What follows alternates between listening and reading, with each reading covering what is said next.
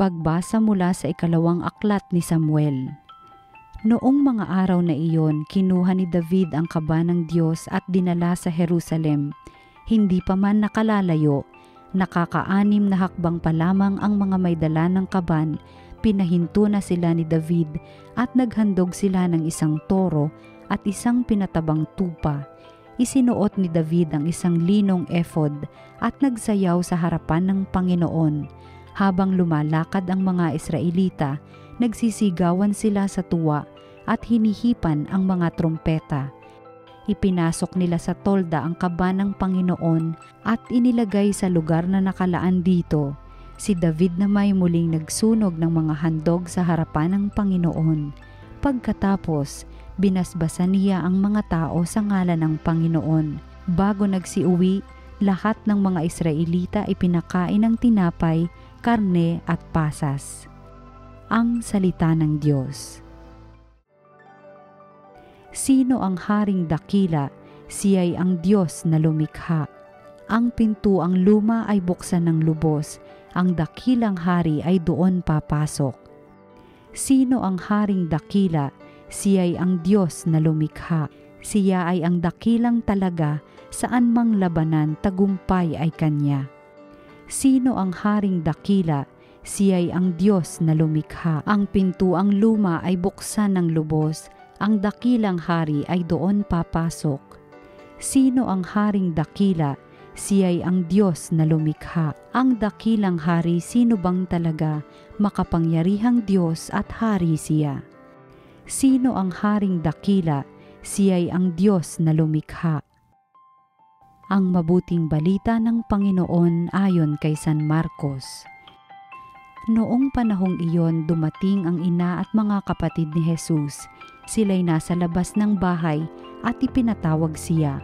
Noon na may maraming taong nakaupo sa palibot ni Jesus at may nagsabi sa kanya, "Nariyan po sa labas ang inyong ina at mga kapatid. Ipinatatawag kayo." "Sino ang aking ina at mga kapatid?" ani Jesus. Tumingin siya sa mga nakaupo sa palibot niya at nagwika, "Ito ang aking ina at mga kapatid, sapagkat ang sino mang tumatalima sa kalooban ng Diyos ay siya kong ina at mga kapatid." Ang mabuting balita ng Panginoon.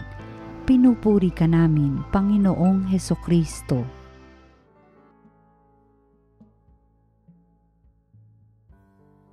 Magandang araw mga kapatid sa pananampalataya, and welcome muli sa ating salita ng Diyos, salita ng buhay. I hope everyone is okay and all is well with you by the grace and mercy of God. Napakaganda po ng ating ebanghelyo na kapupulutan natin ng mga ginintuang aral. Alam po ninyo, marami po nagsasapit, narinig natin ito, palawigin mo naman ang iyong pag-iisip.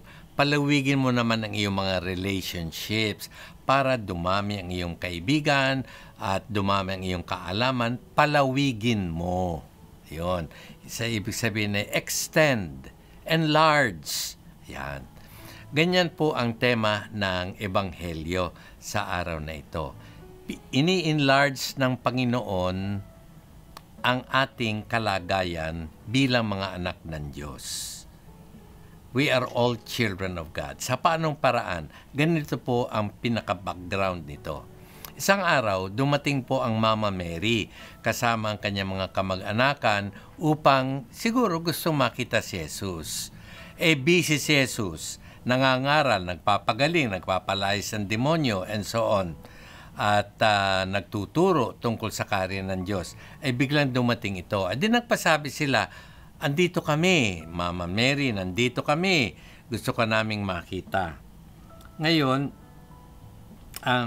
at sinabi nga nila, "Excuse me Lord, nandyan po sila, si Mama ninyo at saka yung mga kamag-anakan ninyo, nandiyan. Gusto raw kayong makita, gusto kayong makausap."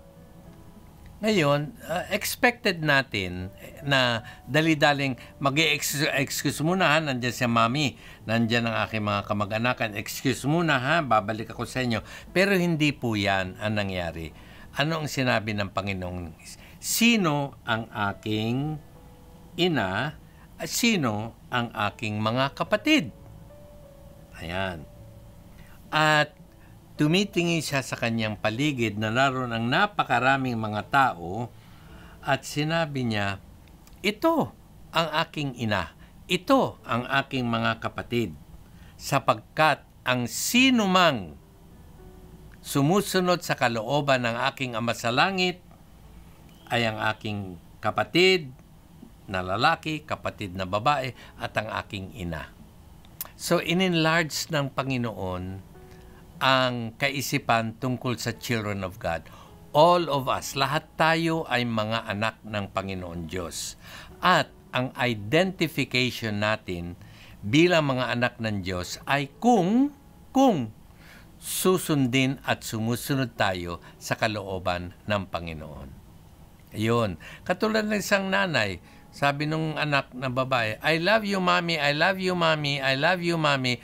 Ay, puro kasalita. Pero sinusunod mo ba ako? Inayos mo ba yung kwarto mo? Inayos mo ba mga laruan mo? Ikaw ba ay sumusunod sa aking mga utos? Sorry, mommy. So, hindi.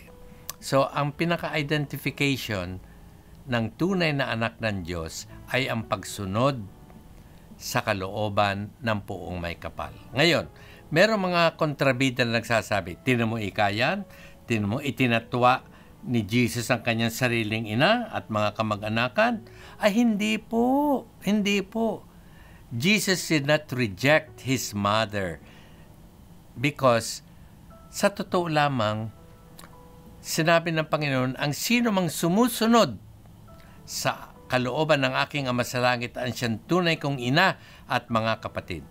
Wala nang mas champion pa sa pagsunod sa kalooban ng Diyos Ama kung hindi ang mahal na Birheng Maria. Remember, sa Annunciation, the angel of the Lord declared unto Mary, and she conceived by the power of the Holy Spirit. Behold, the handmaid of the Lord, be it done to me according to your word. Wala na masigit pa dyan, sapagkat nagsumite ang mahal na Birheng Maria ng kanyang sarili sa Panginoon Diyos.